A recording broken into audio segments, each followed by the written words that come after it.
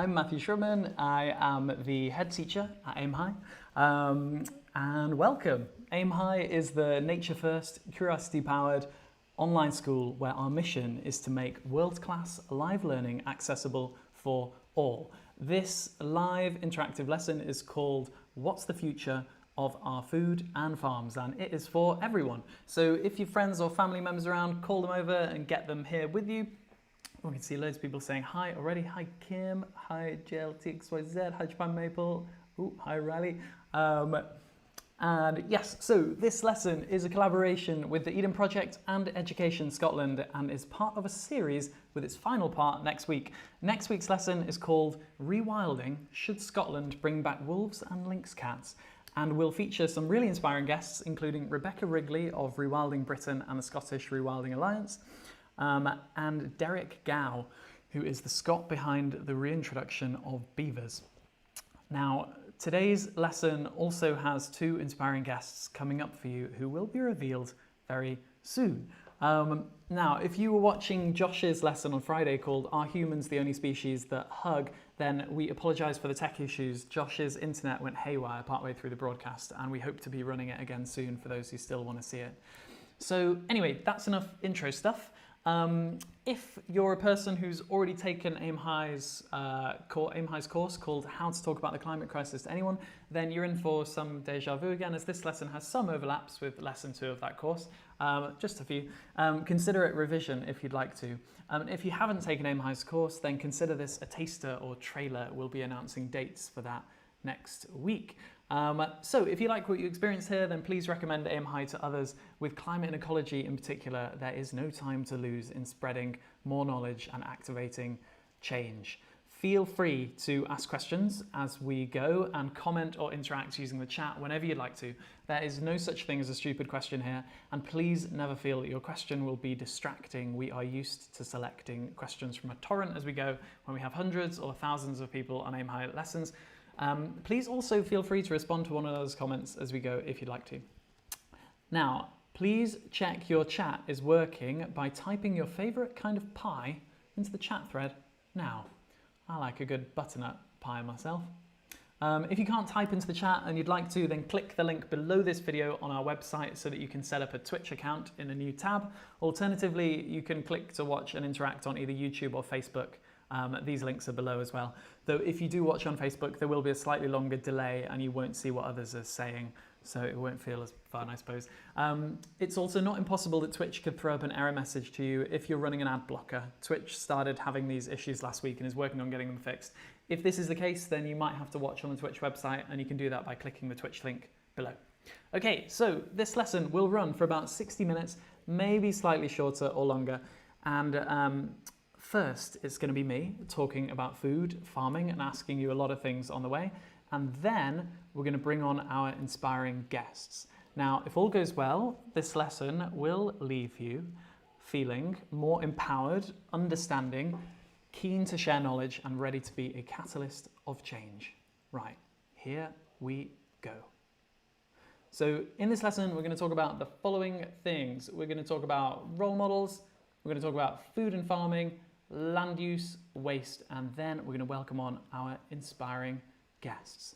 So let's begin.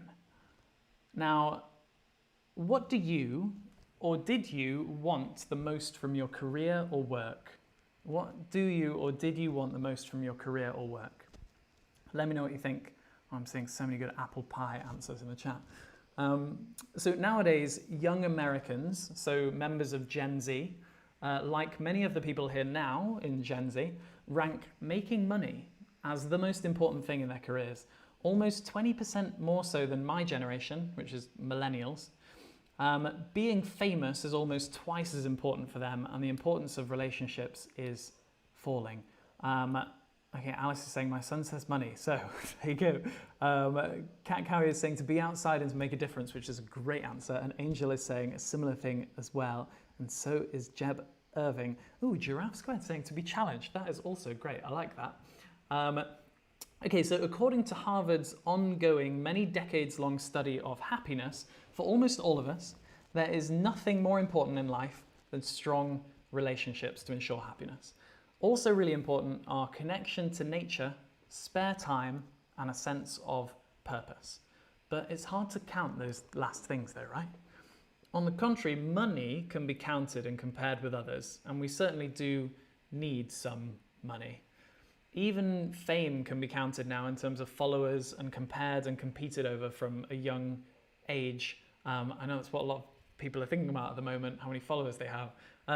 But there's no real pride or glory in being superior to others, only in being superior to our former selves. Yet somehow we have become obsessed with these countable metrics for what it means to win. Anyway, we will come back to that in a moment, but first I want to show you something. So this is an infographic that shows the distribution of renowned or famous people, so in effect society's role models born between the years 1750 and 1850. Now, as you can see, politicians kind of dominate the landscape here, like Napoleon, for example. Just pop him in there. Not necessarily because there were a lot of them, but because their influence over society was large. Now, about a quarter of this, as you can see, is scientists. So that's this block here, right? And then you have writers, philosophers, painters, and so on, and they're kind of up here in this corner. And they're taking up, the thinkers, right? The fine artists, they're taking up a good quarter. Now, what do you think happens when we move forwards by 100 years? In particular to the scientists. What happens when we move forwards 100 years, in particular to the scientists?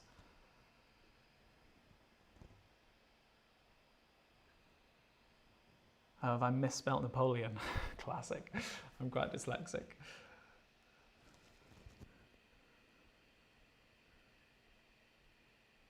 Okay, so Angel's saying maybe grow. Alice is saying maybe think. Okay, so I'll show you. So if we skip forwards, then you can see that over the next 100 years, scientists became about half as influential as they were before. Writers and philosophers are down a third as well. Now, what do you think will happen when we move forward another 100 years to famous people born from 1950 to now? What will happen then?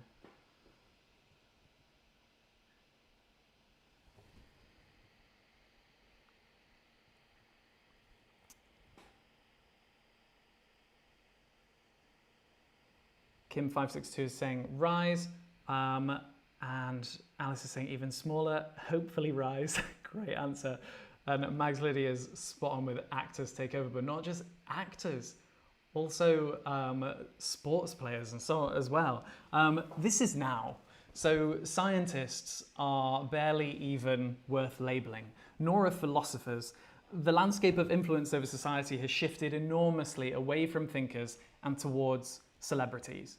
Now, these are people who now guide society's hopes, aspirations, and values. This reality is one of the big inspirations for running Aim High in the first place, to expose and connect young people to strong, positive thinker role models like the two we have on later. Of course, there are some good role models among celebrities, and also there are no studies proving the negative effects that this has on society. However, the reason I'm showing you this now is because I want to show you how invaluable you are as individuals and how important a part you have to play in acting as positive role models yourselves.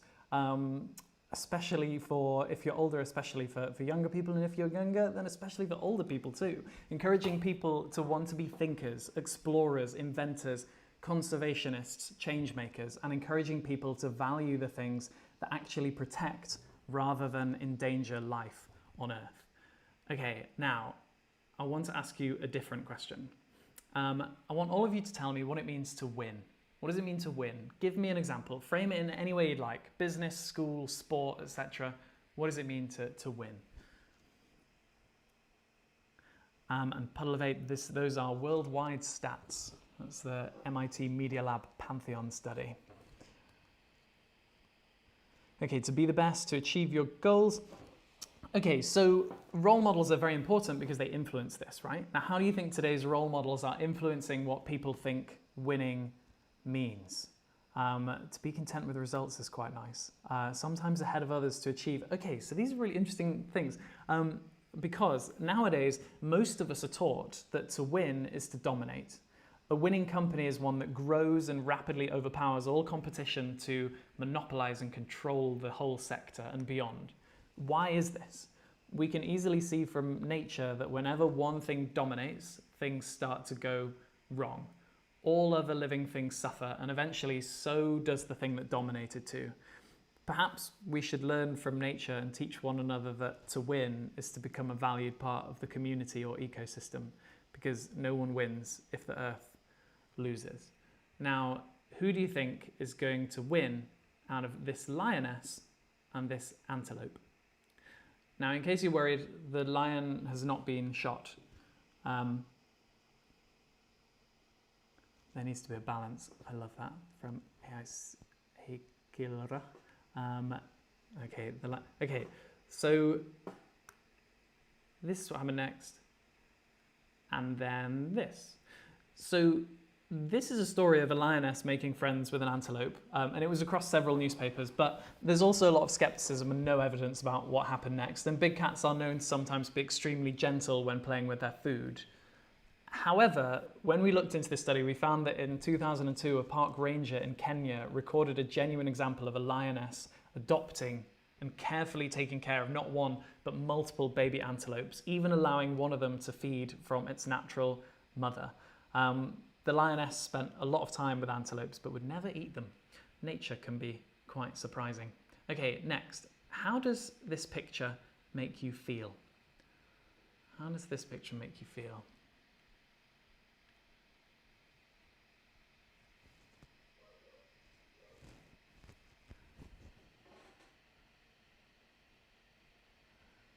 Yeah, we haven't got to the farming bit yet. We will get there.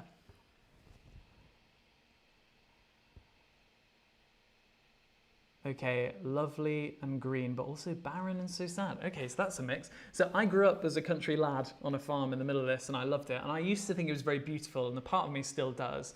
And we're taught to think that scenes like this are natural. We instinctively think that they're beautiful because they're the closest to truly wild places that most of us get. But this is not how it naturally should be. It's the landscape that humans have turned it into. So the UK used to be mostly forest, right? Beech, oak, hornbeams, but that was cut down for our navy and industry, and the same is true of many other places on Earth. It's this kind of human shaping of the land that has led to the UK becoming one of the most nature-depleted places on Earth. Now, for the record, for people watching in Scotland, Scotland is actually way less nature depleted than England, and there's a lot more work being done in Scotland to turn things around in terms of nature depletion. But anyway, so on here, the hedges help, but ultimately the space is dominated by grass and cows and sheep. And the story is similar all around the world. Much of what we think of as the countryside is not natural. Okay, now what about this picture? How does this one make you feel?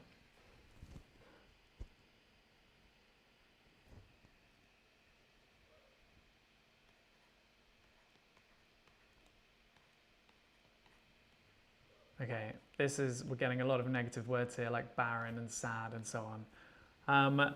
So this picture is from Iowa in the USA, and this is what we call a monoculture.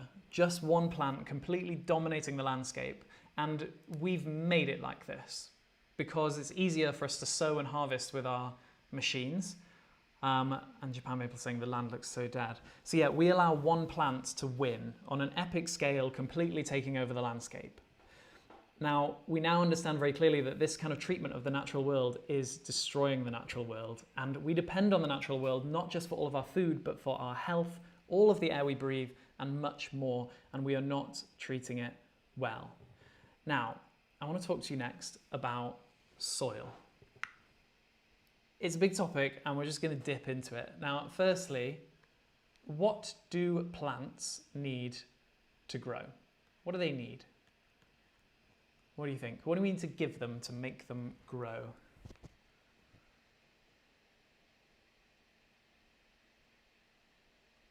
Okay, nutrients, water, nitrates. Right, we're getting some great answers here, and these are spot on. Sunlight, yes. Okay, so I've popped them here. So yes, they need water, coming up from the roots, they need sunlight coming in from above, they need access to CO2, and they also need these things, nitrates, phosphates, potassium, magnesium, which if you haven't learned about them yet, you'll learn about them later in school. They are things that a plant needs to grow, but for now you can just think of them as like sciencey things. Anyway, we give them these things by watering them, and we give them these things by adding fertilizers so that we can get the largest possible quantity of crops. But what we haven't realized until recently is that we might be doing this all wrong. We are treating the soil as an inert growth medium, as a dead growth medium, when it's actually alive. Now, it's so alive that a single teaspoon of soil contains more living things than there are members of the entire human race. Soil is not something that exists elsewhere in space. It's special. It's a part of our unique living world. And by adding a lot of these things, nitrates, phosphates, potassium, and magnesium, we might be helping the plants in the short term, but we're upsetting the balance in the soil and killing off the life it contains, releasing vast amounts of greenhouse gases into the atmosphere in the process. Okay, now, it takes hundreds of years, wait, let me label it here.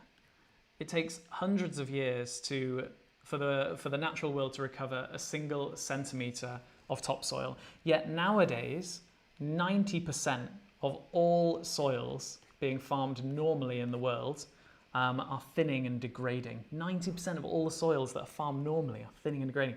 What does normal even mean, right? Do you guys remember the monkeys and the ladder from the lesson before this one? This is what I'm talking about. Normal has become crazy. We are starting to realize something that people in the future will look back on and think was obvious, that we shouldn't be putting the plants first. We need to put the soil first, and if we do, the soil will take care of the plants for us. And the soil will take care of much more than that too. The top couple of meters of soil, the top couple of meters of soil contains about 3 times as much carbon as the entire atmosphere. So restoring soils to their former health from what we've degraded them to has the potential to capture a significant portion of our carbon emissions. In parts of the world, some people are learning to grow carbon in the soil, but most still don't know about this. And this knowledge needs to spread everywhere fast, and we need to make sure that happens. Now, we also haven't even mentioned peatlands and the enormous emissions they produce as they dry out or are destroyed, and the incredible power they have to store carbon when they're healthy. I love peatlands. Okay, now, I want to show you a really cool experiment. So some scientists went into a forest and they found a big old tree, which we're going to use this one, and they put a huge plastic bag around it like this. And then they filled the plastic bag with special radioactive carbon dioxide.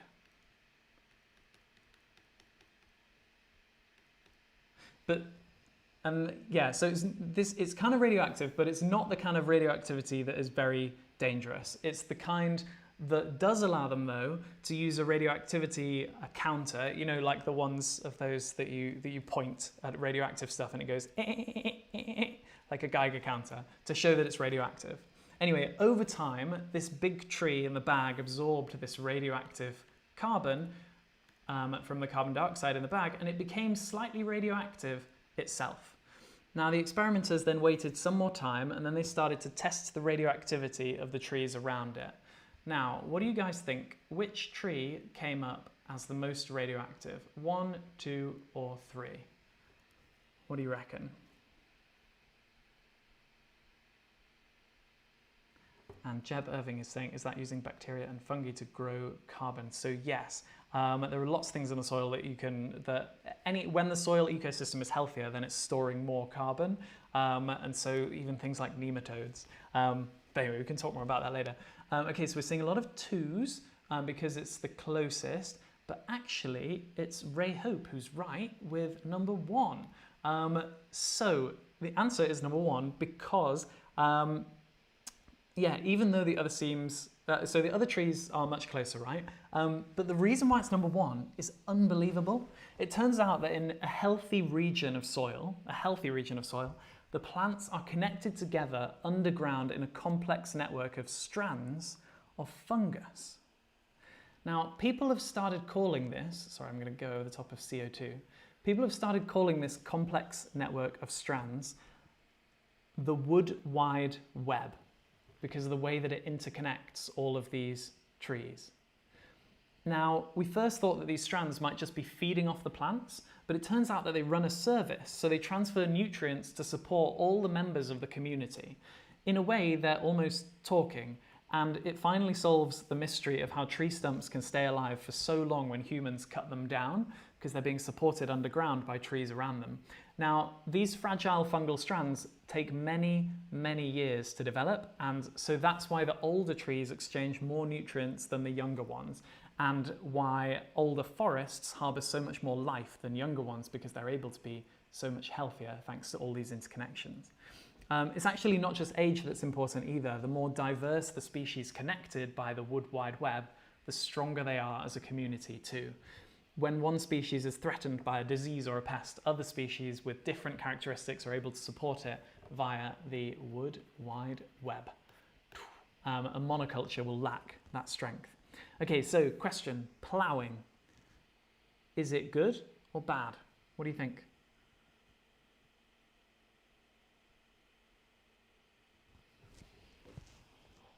Ploughing a field.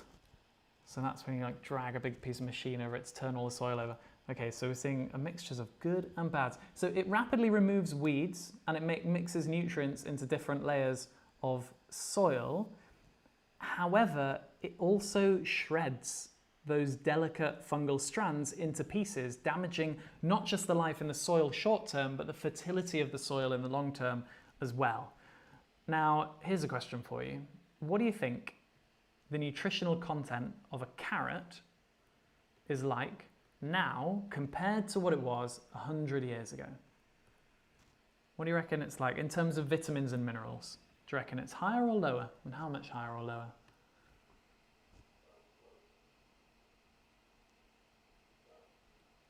Super low. Yeah, unfortunately, it's down. It's down 80%. Carrots are big, yes, carrots have got very big, and they can make us feel full, but they're lacking so much of the goodness the once healthy soil used to provide for them. Now, there's new research actually coming out of Canada that's really cool, showing that oats grown on unploughed, it's also called no-dig, because you're not digging the soil, soil are packed full of far more healthy nutrients than normal oats, including nutrients that help to combat dementia, Alzheimer's, and so on. So, what do you think?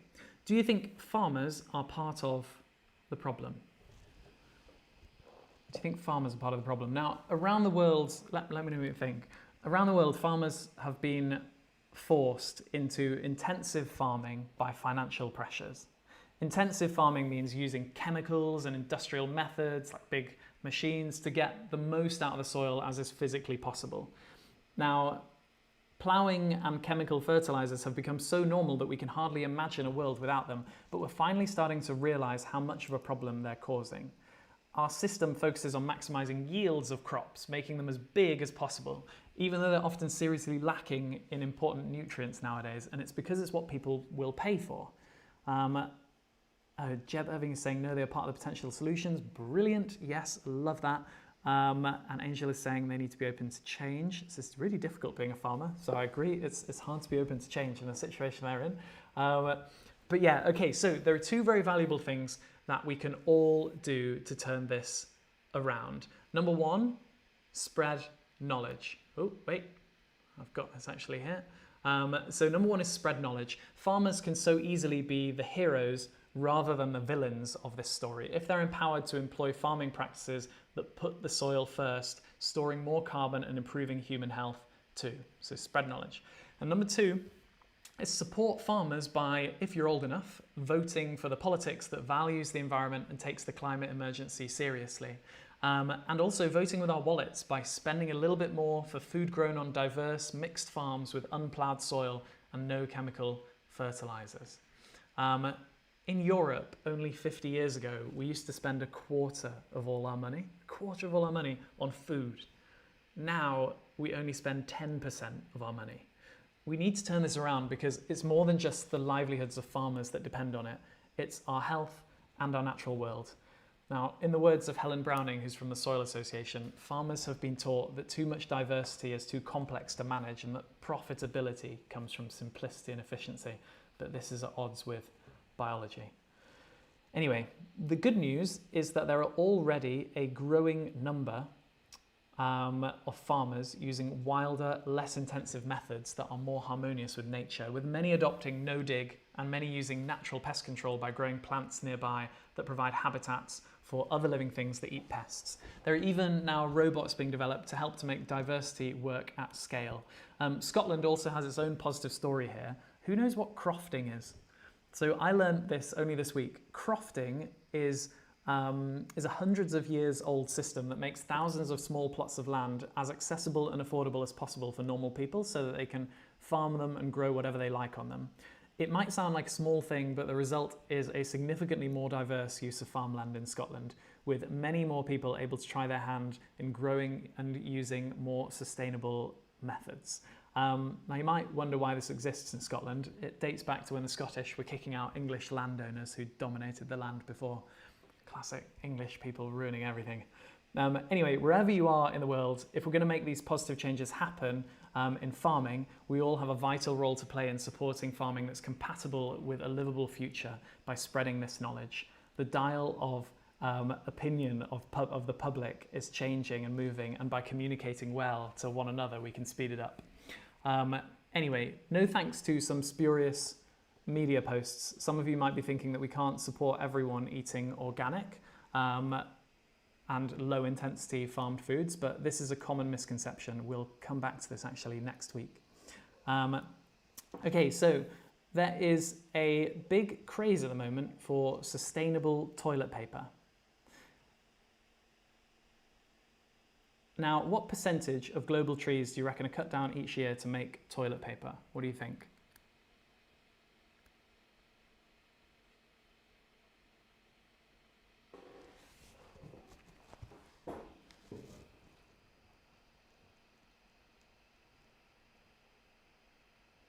Okay, so we're seeing some 10% and some 30%. From Riley Ruse is saying 30%. Okay, so the answer is about 0.0003% of global trees are cut down each year to make toilet paper. Paper is a red herring. What do you think is the main reason that forests are cut down around the world?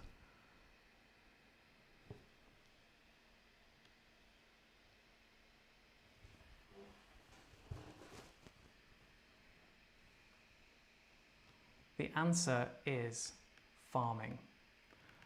Okay, now here is a map of the world. The very dark green is wilderness, and then there's a sliding scale of how much humans have altered it. So dark red is the most altered land. Now notice how much of what hasn't been altered is actually uninhabitable deserts like here, and tundra, like snowy ice up here. That's the bit that hasn't been altered. Now, of the habitable land, how much do you think is built up or urbanized? How much of the habitable land do you reckon is built up or urbanized?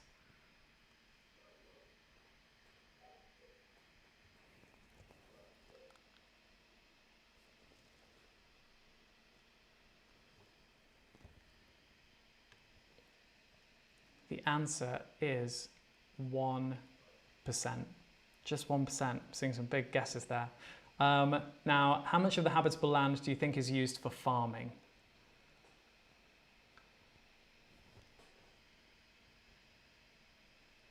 Okay, people are a bit closer for this one. The answer is a half. A half of all habitable land is used for farming. Now, to make space for much of that farming, since 1950, we've cleared about half of all the temperate and tropical rainforests around the world. Okay, now let's look at how that farmed land breaks down. So I've represented all of the world's farmed land with a nice strip of moss. You don't have to remember these numbers, but having a feel for them can be quite helpful. So 77%, here, let's label that here, 77% of the world's farmed land is used for producing animal products. And the reason it's so large is not because it's all covered in animals. Much of that land is used for growing crops to feed those animals too. Just label that there. Why do they need so much land to grow their food? What do you think? Why do these animals need so much land to grow their food? Now, while you're telling me what you think, I'm just going to bring in these words. So this is the words of a pig farmer, and it's actually my uncle, here represented with a pig. I've always said that what I do is very inefficient, taking vast quantities of edible grains and turning them into a really small amount of meat. It's so wasteful when you see the whole process from start to finish. There must be a better way to feed everybody. Okay, I'm seeing they need to rotate the field so there's enough food. So Alice, you're kind of getting there. Yeah, it's kind of to do with crops and growing the food for them. So one of the first things that many of us learn in biology at school is that eating things is really inefficient, right? And most of the energy is lost when we eat things. It's a simple truth that most of the energy in crops is wasted when we feed it via animals to make food from animals, to make animal products. Now, how much of our food do you reckon this 77% of land produces? How much of our food do you reckon this 77% of our land produces?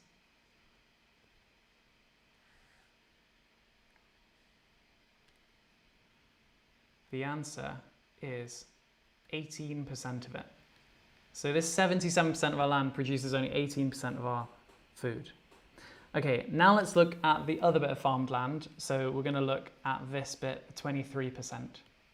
So this 23% is growing plants for humans to eat. And it supplies 82% of our food. So it's supplying the other bit of our food, the 82%. Now, let's look at protein. Here we go. So you might think that most of the protein we get comes from animal products because we're taught to think this way, but actually it's only 37% of it is coming from animal products, and the rest is coming from plants. Most of the protein we get comes from plants. Now, there's a bit of a worry here that these protein numbers, because they can easily be twisted to mislead people. It's key concepts like the one I'm about to explain that are why it's important to be able to communicate these things to people so that you can cut through the misinformation and help others to do so. So these numbers make it look as though we still need to eat animal products to get enough protein, but what they're not saying is that most of us in the world actually eat way more protein than we need. Furthermore, we never evolved to eat anywhere near as much animal products as we've come to eat in the past decades. Roman gladiators were mostly vegetarian, in fact, and extremely strong human beings. Almost all of us can easily afford to reduce or entirely stop our intake of animal products and still get plenty of protein.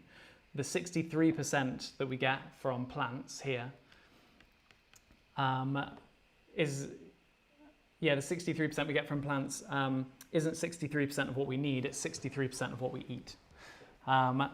Anyway, right, now I'm really keen to get over to the guests, and I'm running slightly behind, but we will be with them very soon. Okay, now I just want to talk to you about waste. So how much of global food do you reckon is wasted before it's eaten? What do you think?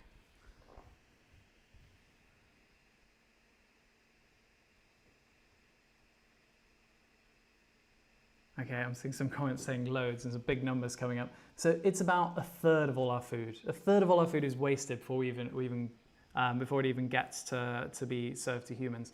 One of the biggest causes of food waste is rejection of produce by supermarkets and so on because it doesn't fit strict superficial criteria. For example, surface marks or unusual shapes that have no effect on the flavour. Again, thinking about these monkeys and the ladder.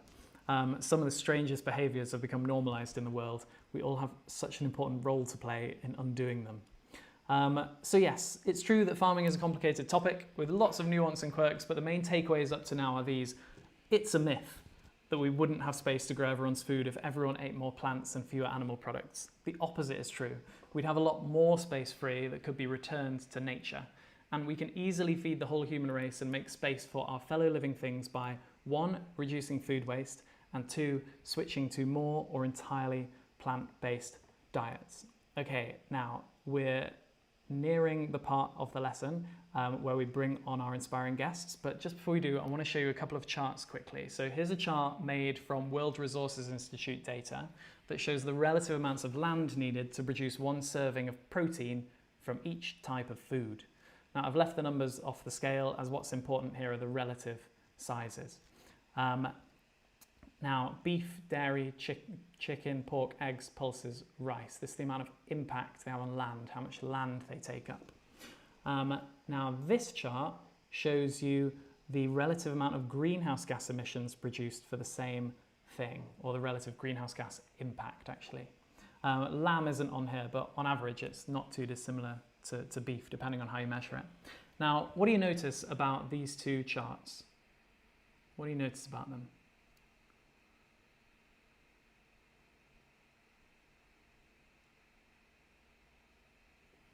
Okay, so yes, see how similar they are. It's because much of the emissions, the greenhouse gases or the greenhouse gas impact from farming is actually due to the land that the farms are on and the emissions cost of it not being what it naturally could be or was, like a forest. Okay, so at this stage, you might be feeling a little bit overwhelmed, and that'd be understandable. But actually the answer to all of this is very simple. If in doubt about how sustainable animal products are, then avoid them wherever you can. It's one of the most important things we can all do to protect the natural world, and a healthy natural world protects us all. Diets in the world are currently shifting in the wrong direction, with meat in greater and greater demand, especially from a growing middle class in China. But with the right knowledge, together we can turn this around, and we have to. Now, one last quick section on farming, and that is about diversity. It's very helpful for us to be aware of the importance of supporting diverse crops. At the moment, 2/3 and rising of all crop production comes from just 9 species of plants. Does anyone know what they are? What do you think they are? Just while people are guessing, this is dangerous that almost all of our food comes from these 9 species, because if a rapidly changing climate or disease ravages just one of those crops, a huge number of people are going to go hungry very, very quickly. I can see some guesses coming in. Wheat, grain, potatoes, soya, yes, brilliant. Soy, wheat, rice, here you go. This is a list that I've arranged like an hourglass for you. There are about 6,000 other plant species, I think, might be about to be corrected on that by one of our guests, that we grow and eat. It's always better to support diversity wherever you can and get plants other than these. Okay, so I've spoken for long enough and it's time to bring on our guests. So if the guests could prepare themselves by unmuting, then that would be great. Right. Ooh. Okay, here we go. I am really excited to welcome Dr. Kate Treharne, who is a trained biochemist and zoologist who took the amazing decision to leave the labs behind and work directly with people to bring them in touch with nature. And now she works to create community gardens in unexpected places and helps people who've never been able to do so before to grow their own food. The kids that she's been inspiring are absolutely dedicated to nature and the outdoors. Also joining us is Professor Geoff Squire from the James Hutton Institute. Geoff is a biologist working on the interconnections between the air, the plants, the soil, and how we can live more in harmony with nature whilst eating food that's even healthier and more delicious than what we eat now. Welcome, both of you. Thank you for joining us. Hello.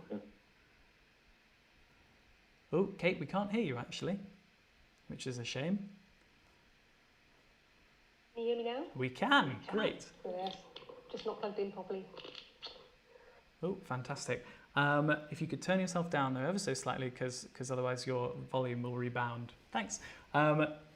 Okay, so how this section is going to work is I'm going to ask Kate and Geoff a few questions, but this is also an open Q&A. So anything you want to ask about what we've just seen or anything else, send your thoughts my way and I'll pass on as many things as I can. So to start with, Kate, you've told me some amazing stories about the time of year when all the frogs arrive in your garden. Why is it important for people to be in touch with nature and to care about nature? Well, personally, I don't really see why anyone would not be in touch with nature, because we are nature. We are part of it. And if people start to think that they are not a part of nature, then I think we're in some serious trouble. But I do realise that there are people who seem to think that nature doesn't really matter, that it's something outside that doesn't really relate to them. And so a lot of the stuff that I do... Kate, I'm very sorry to stop you mid-flow, but hear me. could you possibly just hold your microphone away from your jumper, because it's rubbing on it in a way that it wasn't before. I'm so sorry. That's all right. Sorry, do carry on. I just want everyone to be able to hear you clearly. Okay, so yes, so a lot of the stuff that I do is working with people to make sure that they understand how important nature is. And really the best way to do that is just be in it and to see things and to ask questions and to see what's going on. So I saw a wild animal today and I was quite excited to see it. So I'd like to ask people what the last wild animal they saw was, and then I'll tell you what mine was. Okay, cool. It'll take a little moment for those answers to come in. That's okay. We're seeing heron. Heron is a quick answer straight in with heron. Nice one. Ravens and magpies from Puddle of Ape. Ravens, lovely. Pheasant, deer, owls and bats from Alice. Angel is saying fox. Rahab saying sparrow. Go on, what did you see, Kate? Good grief. Well, mine was a little bit more prosaic than that. I saw a worm. Yeah? And I was so excited because you don't really see, it's freezing out there. So you don't see worms out just on the street, do you? So I wondered what this worm was doing. I actually rescued it. It was on the tarmac, so I put it back into the grass. And I thought maybe it had been dropped there by a bird. Maybe a bird had managed to pull it out of the soil. You know how you see the seagulls patting on the grass, and that's to bring the worms up so they can eat them. I think it must have been pulled out of the soil against its will. What does anyone else think? I knew that the rain brought the worms out, but I didn't realise that the birds were onto that and they were patting the soil. That is good knowledge. So I believe Geoff may know better. But that's the urban myth that I know, is the seagulls patting their feet on the soil. Geoff, is that the case? Worms to the surface. I think it works. And yeah, following on from a lot of the stuff that you've been talking about, worms are incredibly important. Actually, one of the most important wild animals that are out there. They look after the soil for us and break everything down. So they're clearing everything up and putting it back into use for us. I really. You have something to say. Oh no, I'm gonna ask Geoff another question now. So Geoff, one of the incredible projects you've been working on is called the Living Field Project, right? And some people here might know what that is, but for those who don't, could you tell us what it is, because it sounds amazing?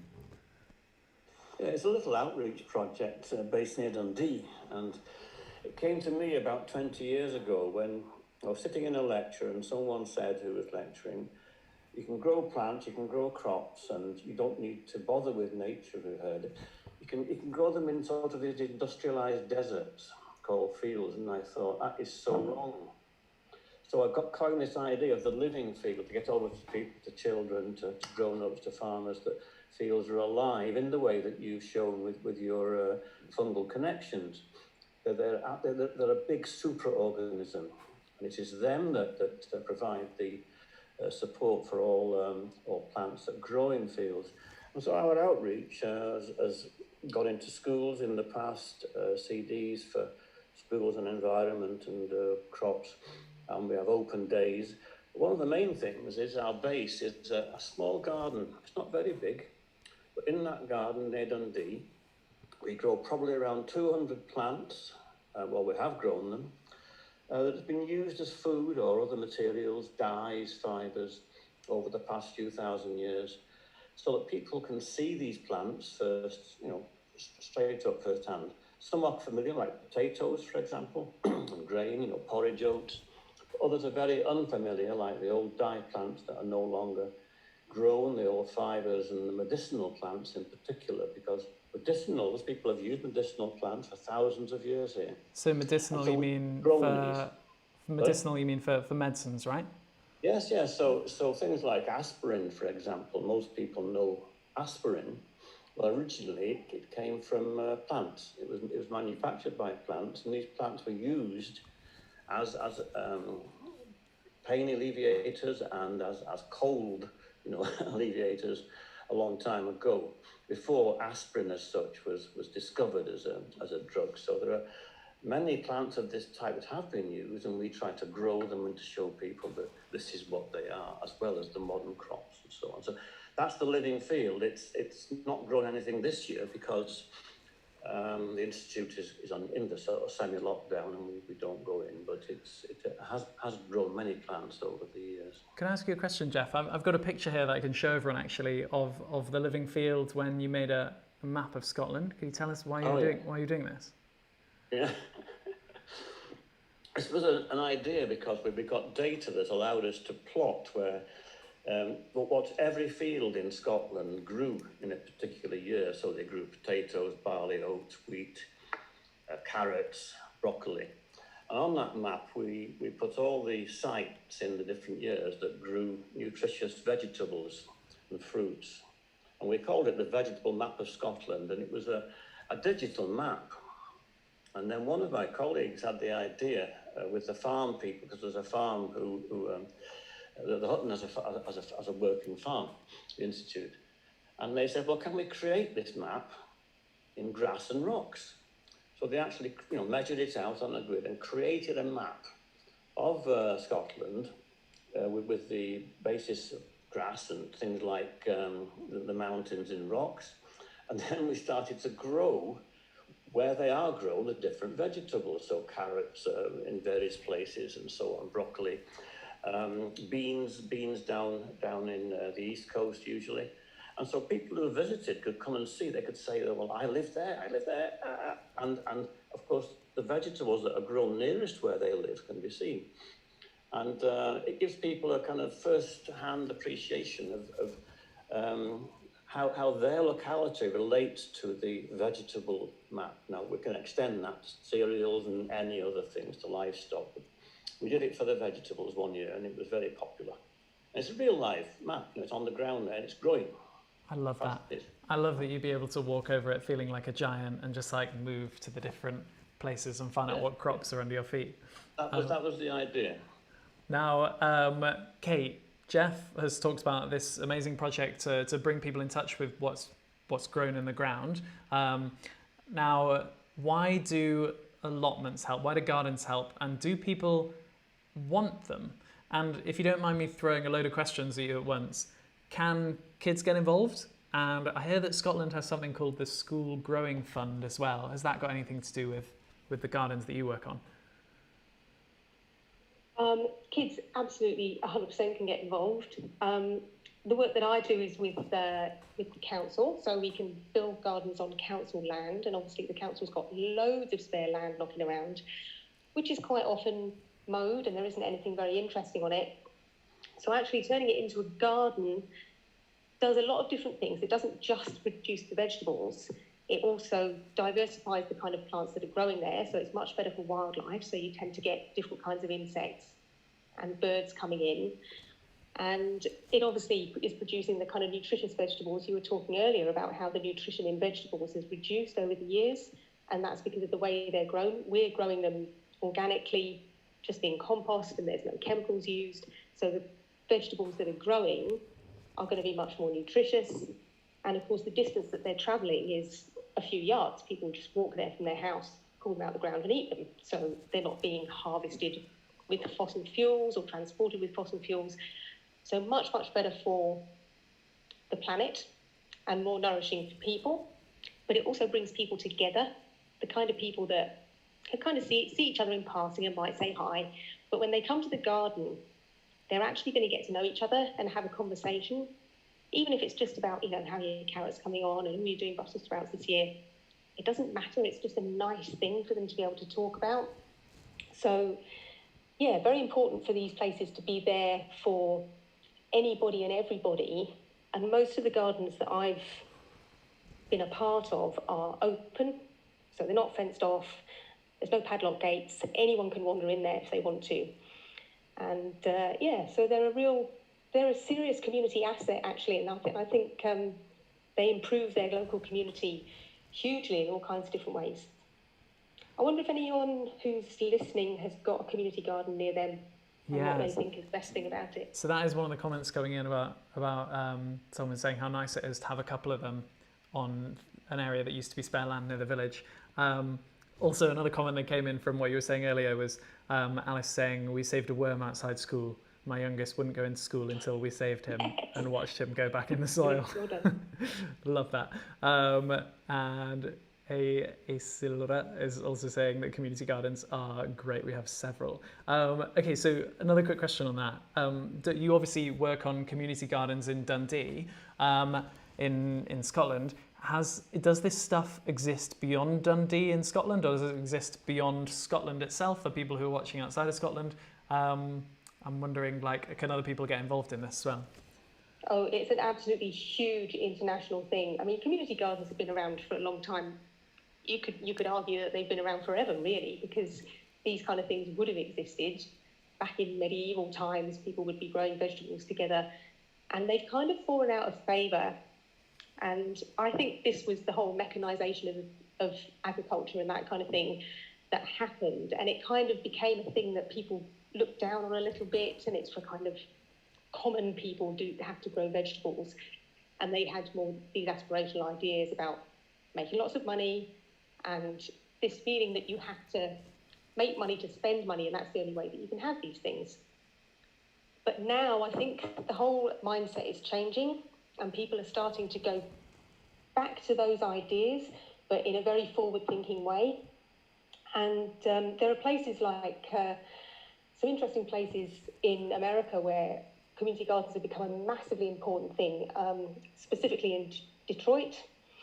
There's now Detroit used to be a very, very big industrial city, made all the cars for America, maybe not all of them, but most of them. So everybody had a job, very industrial, it's all tarmac, so it was all about vehicles and cars. And then the bottom just dropped out of the industry. I can't even remember why, but probably because manufacturing moved elsewhere. And suddenly nobody had a job. So all the relatively rich, posh people moved out of Detroit and went somewhere where there was a job. But the normal people who were just doing the ordinary work couldn't move, had nowhere to go, and suddenly didn't have jobs or money. So what did they do? They decided to start growing their own food. So they took up all these vacant spaces and started growing stuff, and it ballooned into this absolutely fantastic community business. And now Detroit has community gardens and market gardens all over the place. There's interesting stuff happened in Cuba as well. There used to be, obviously they were sanctioned by most of the world because it was a communist regime, so the capitalist world shunned them completely, wouldn't have anything to do with them. So they were basically supplied by the Soviet Union. When the Soviet Union collapsed, they suddenly didn't have any fresh stuff coming in, and they didn't really have the space to grow their own fresh stuff. So suddenly they had to tend and plant up all the spare land in the city, and now Cuba has more vegetables grown within the city than outside. So everybody, just every spare bit of land in Cuba, in Havana, the capital of Cuba, is growing vegetables. That's so cool. Amazing. So Dundee's got a tiny little bit going on. There's a lot more in other places. So Kate has talked to us about some of the things that are improving and the way that these kind of movements build to improve things. But Geoff, I wanted to ask you, why are things going wrong with our food and farming at the moment? Is it the fault of governments or companies or us? Whose fault is it? I think it's all things really. You mentioned in your own talk that people have lost the understanding of the price of food. That it's cheap. It's sourced from the cheapest possible place in the world. And if a place is producing it under good conditions, respecting the soil, reducing greenhouse gas emissions, that costs. And so in comparison with a place that's not doing that, that's allowing the land to degrade, the cost of the actual selling price of their food is cheaper than this other. And this wins in a global market, unless countries are prepared to actually make a stand against that. I think we've already been saying this. And that's one of the most difficult things. Governments can put in rules and regulations about farming and so on, but unless the populace as a whole appreciates the skill and the effort and the need to conserve things like soil carbon, then we'll continue as we are. But there are very promising signs. And I think everyone can do something here. And I'd like to ask people listening to take a simple meal, nothing complicated, a simple meal, and try to work out from the websites and the tin and everything else, or the packet, where it comes from and how much of it comes from locally. And we did this for a good project, student project, for a very simple meal called beans on toast. Now, when I was a child, beans on toast was the thing. It was tasty. It was a tin of beans, a slice of white bread, and some spread. And I think people still eat beans on toast today. When we looked at it, beans on toast comes from 10 different crops. And those crops are grown throughout the world. None of them are grown in the UK, in Scotland. They're grown in 3 continents. And we asked the question, why does it take 10 crops in 3 different continents, but not the UK, to grow a meal like beans and toast? And you can do this from the packaging from the website. You can find out where your meal comes from. It's very instructive. The next thing we asked, the crucial thing, what does it take to make a meal of beans on toast? And one of the things we looked at was water. The water footprint, it's called. How much water goes into a meal, a single plate of beans on toast? And it took quite a long time because you had to trace all the production lines and the transport lines. And I'd like to ask people who are listening and watching, what do they think we can measure that in? Is it in kind of 1 litre jugs? You have a meal of beans and toast and there's so many 1 litre jugs because every kitchen's got one of those. Or panfuls? Does it take a bucketful? No, it's far more than that. A single plate of meal beans on toast takes 3 bathfuls of water to produce. And that is just growing the products and initial processing. Now, I hope people listening know what a bathful is. We used to have baths at one time. People maybe still have baths today, I don't know. We still got baths. Baths and showers. But imagine a bath, full of water, 3 of those, that's the water that the crops need and the farmers need to produce a single plate of beans on toast. So eating that plate, we are using the resources from other countries.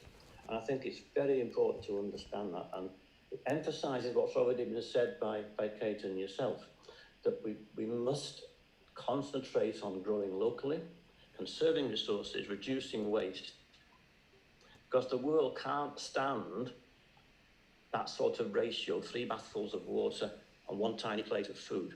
And that is because it's sourced so widely, and crops need a lot of water in some countries to grow.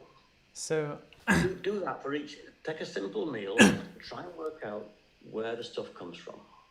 So I'm seeing Kim saying, is that 3 bathfuls for how many tins? That's 3 bathfuls for a single meal. A single plate, single serving of beans on toast, yeah. A slice of white bread, perhaps 2 slices of white bread, and spread, whatever spread you have these days, margarine we used to call it. That's 1 meal, and we can work it out precisely, gram for gram, how much water goes into that, and it's astounding. And then you have the nutrients, and then you have the greenhouse gas emissions resulting from the process of cultivation and manufacture. So it's a nice example, but try and do something similar for your own favourite meal. So, Kate... It'll be an eye-opener.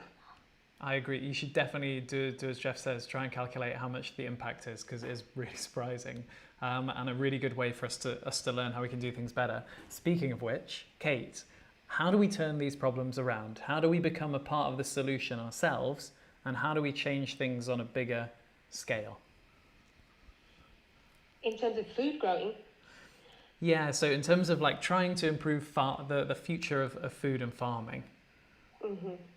Well, we can, of course, start to change the way that we buy things, but I think it's much, much, much more effective if we start to learn ourselves how to grow and cook things, and also try to, maybe if we're working in a shop, or we have access to a market or something like that, we can actually control where those vegetables come from.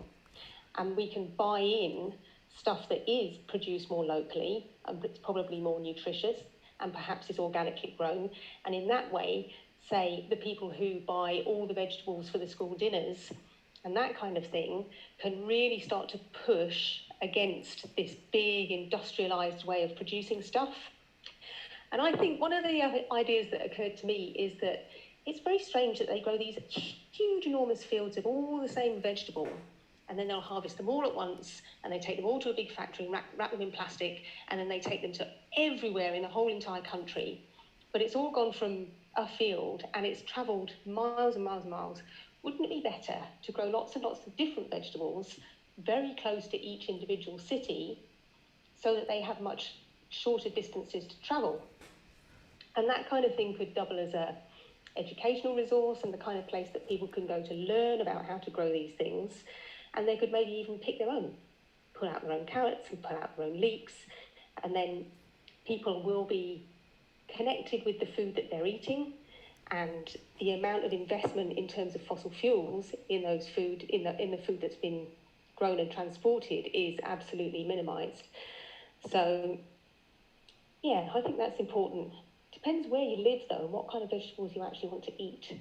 Because we can grow tomatoes here, but not for very long. So Marie is saying, I'm just seeing this question come in from Marie in response, it will be very difficult to persuade people to buy local when this is always more expensive. So it's not always more expensive, but I agree that sometimes it is. But that was why we made the point earlier in the lesson about how we used to spend so much more of our money on food, such a larger percentage, and now we've become obsessed with getting the cheapest, largest food possible, and that's one of the big problems. Anyway, we've now run over 8 o'clock, but there's still a couple more questions that I'm really keen to squeeze in with our guests, and so we won't run for much longer, but if you guys could try and answer these quite quickly so that we can squeeze them both in. So Geoff, first to you. I'm an optimist, and I spend my time trying to imagine a better future and how we can get there. And I'm wondering, especially for some of the younger learners here today, what roles do you think will exist in the future for young people? It's a scary time, but it's also an exciting time for coming changes, right? Yeah. I think that to me the crucial areas are understanding and the word that's used widely is disruption of the food system, the food chain. It means breaking into smaller and smaller pieces. Now, the opportunities are going to be not just in the production and the farming, but in the crucial links between farming, marketing, producing the actual product, marketing, distribution, down to the plate. It's understanding that chain. And there are many small companies developing. You can look at things like cheese, for example. There were very few Scottish cheeses or UK cheeses at one time. They're developing really, really nicely, as one example. And bread, we hope, will at some time soon come back as a local commodity. It's understanding the distribution chain, the food chain. And that is where I think more and more opportunity will be. And that's where it's most crucially needed, making those contacts to ensure that quality food gets to people in the shortest possible sort of distance, if you like, with the least use of resources, and that there are going to be opportunities for people there. Thank you, Geoff. And Kate, I kind of want to put the same question to you. If you'd like to answer it quickly, what do you think we'll be doing in the future? What roles should young people be excited about taking on? Oh, I think the whole world of work is going to change completely, and absolutely has to change completely. We need people who understand about nature and can both advise how the land should be managed and can actually physically go out and make things happen to change the way the land is managed. So potentially tree planting, but also you were talking about peatlands earlier and how a lot of the Scottish peatland is degraded, and that still needs work and survey work and understanding of hydrological processes and that kind of thing for people to be able to restore those peatlands. So I think that kind of ecological work is going to become much, much, much more important. And also stewarding of the land in terms of farmland and understanding how things grow is going to become You know how the way key workers are now, we've realised how important key workers are. And they were always like the lowest of the low and paid hardly any wages. And now suddenly key workers are really, really important in the face of the pandemic. And I think the same thing is going to happen with people who work on the land, who know how to work the land, who understand how plants operate, and who can do that in a sustainable way so that they're preserving nature and biodiversity as well. I've just seen a great question coming from Alice, and Alice, I wish we had time to answer that, but we're going to have to finish. But do send it to Aim High if you want to get that question answered, and I can forward it on to Kate and Geoff. So Kate and Geoff, thank you so much for joining us. We're coming to the end of our time together, but I'm wondering if you have just a few final words. Sorry, we switched here. I'm wondering if you have a few final words. Are there any thoughts or final take-home messages you'd like to leave us with? And also any links you'd like learners to click on, just if you both let us know. And Geoff, would you like to go first? Well, just some civilizations in the world have already gone too far in the past, and some of them have disappeared through ecological mismanagement. The UK, Scotland in particular, has every opportunity to regain its ability to sustain itself without destroying its environment. It still has the time. That's absolutely right. I wrote a little thing down while I was listening to your lesson earlier, Matthew, because I used to be a scientist, as you said, and you told us that the influence of scientists has diminished massively in the last couple of 100 years. And I remember, I'm older than I look on Zoom, and when I was doing my PhD, it was the year that James Hansen first announced that climate change was a dangerous thing, that CO2 emissions could actually warm the planet dangerously and something needed to happen about it. And that was way back in 1988, if I'm not mistaken.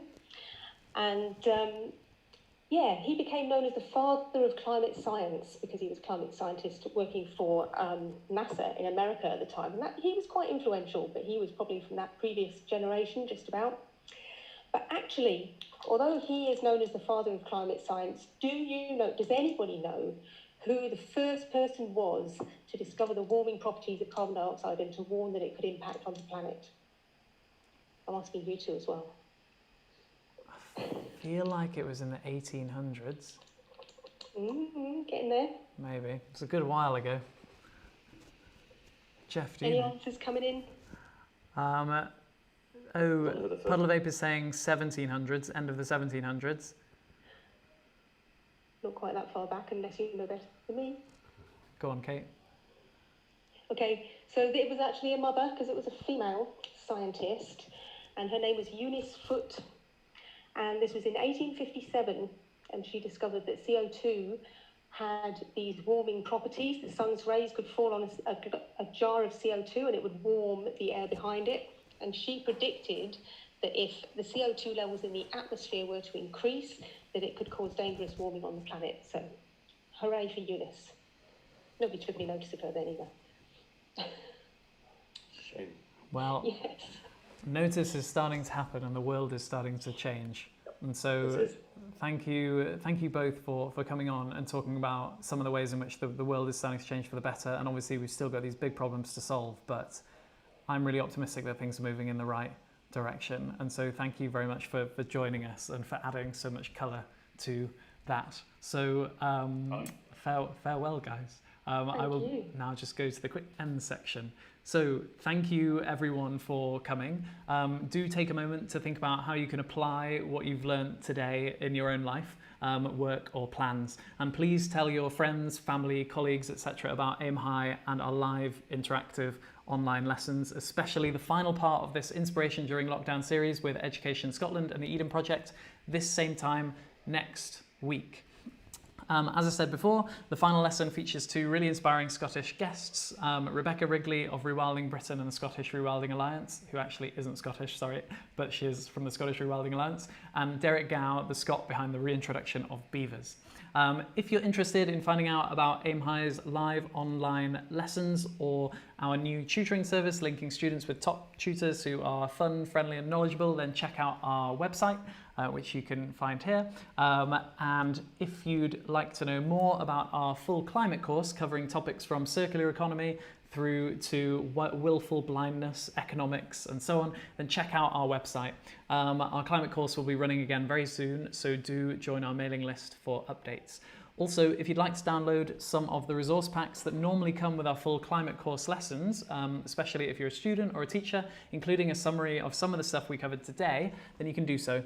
They're all free and you can reach them via the climate course page on our website.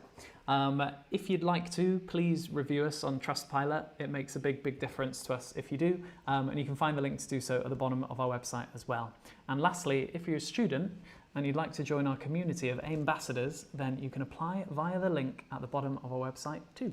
So yes, thank you for coming. Please do follow our socials and spread the word about our nature first, curiosity powered online school and our mission to make world-class live learning accessible for all. See you next week. Farewell.